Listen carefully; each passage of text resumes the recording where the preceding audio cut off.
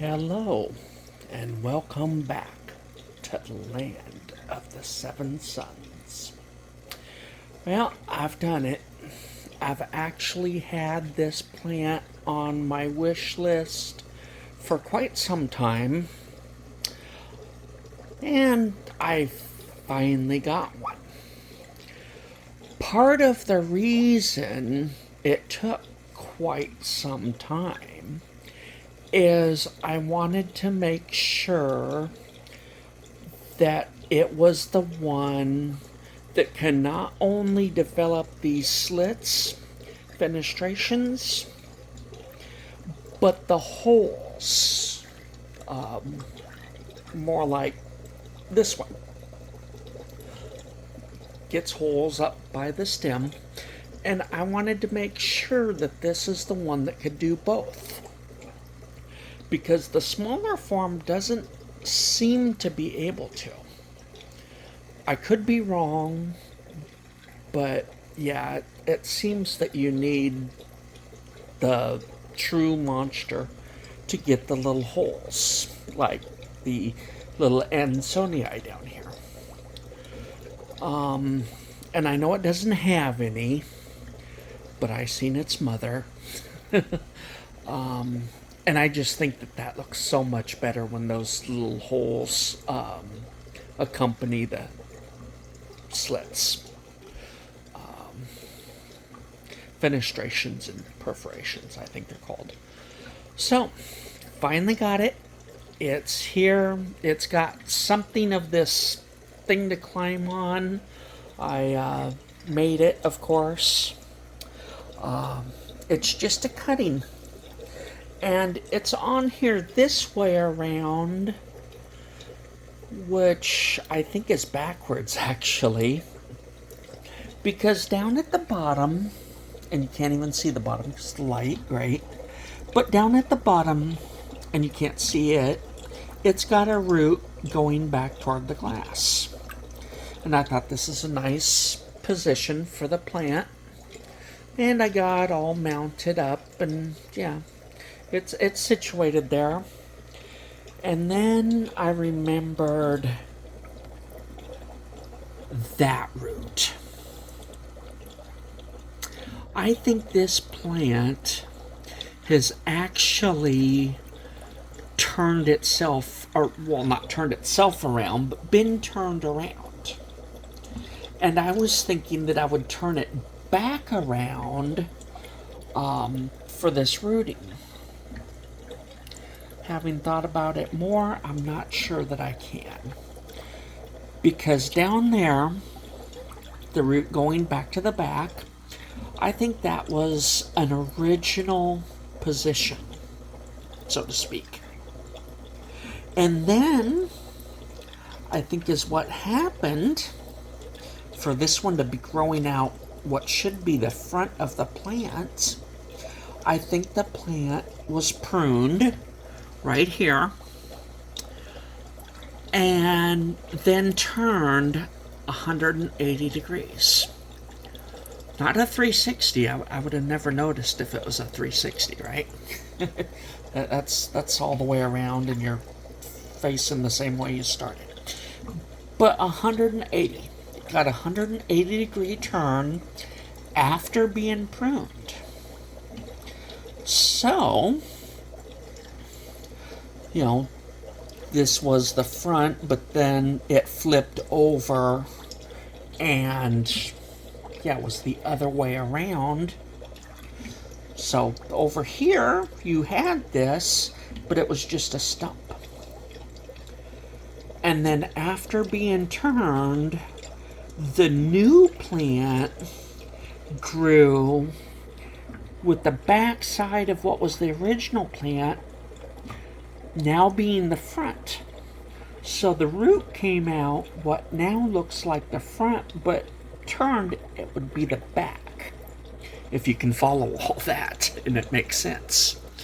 So yeah, it started growing the other way around and formed a root out of what at that time was the back of the plant.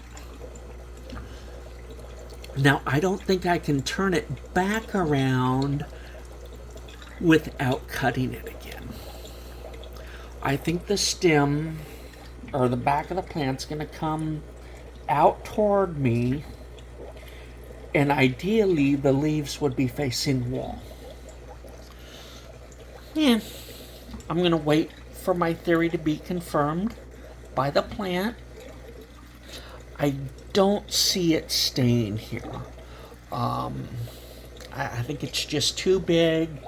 I don't think it'll work in this location, but it should do nicely for rooting. It should have no problem growing roots in this aquarium. You hear that, Lucky Bamboo? Should be no problem to grow roots. If you don't hurry up, you're not going to make it. Yeah, I'm kind of hoping that, something happens at that last node still. And that would be really neat. It's getting ugly and, yeah, kind of spoiling the look of the aquarium. If it can be spoiled, it's with these cages and stuff, it's kind of ugly to begin with. But anyway, it will figure it out. Probably not, but I'm still hoping it will figure it out. So it should be no problem growing roots, and we will have a new Monstera. A big one this time. So yeah, that thing sticking up there, that belongs to the pothos, not the Monstera. See, we'll get it this way. It's a new leaf that belongs to the pothos. So yeah, we got this makeshift little climbing position here. Mostly because this water is deep. I'll be back. Okay, now I'm not sure where I was because a phone call came in that I had to take. But yeah, we got a new large Monstera, and I think I got through why I can't turn it back around, because I don't want to cut it again to turn it back around. I would rather just take the plant off and turn it back around before it's got so many roots that's more complicated than it needs to be. Which, it's complicated enough getting it situated. I've got little paper clips holding it on each side, and that's a rock trying to hold it back.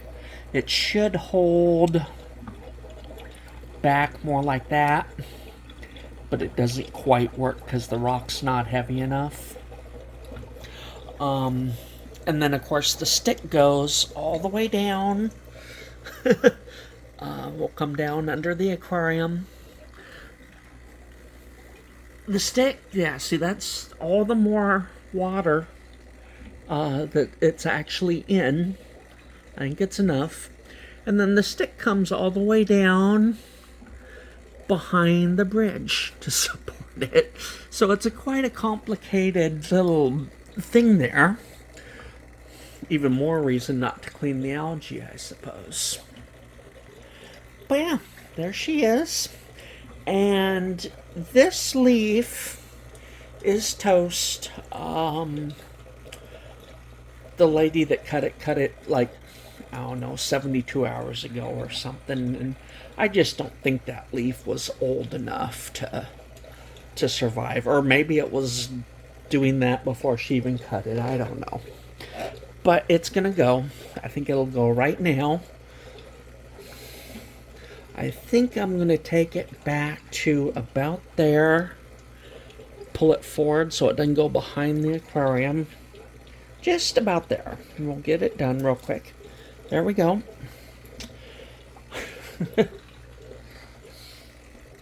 Yeah, that leaf doesn't stand a chance.